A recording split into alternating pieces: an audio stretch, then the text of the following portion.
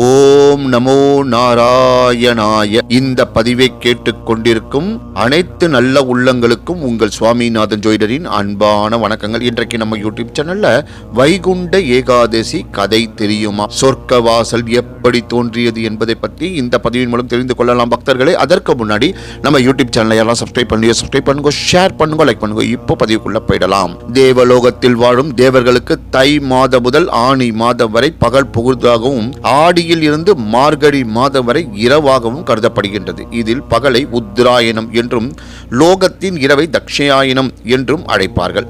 இவ்வாறு நோக்கும்போது மார்கழி மாதம் தேவலோகத்தில் விடிய காலையாகும். அக்காலத்திய பிரம்ம முகூர்த்தம், அதாவது உஷா காலம் என்கின்றோம். மார்கழி மாதம் தேவர்களின் உஷா காலம் எனப்படும் அதிகாலை நேரமாகும். இந்த நேரத்தில் வைகுந்த வாசல்கள் திறந்தே இருப்பதால் பகவான் அதன் வழியாகவே வெளியே வந்து காட்சி தரும் நாள் வைகுண்ட ஏகாதசி.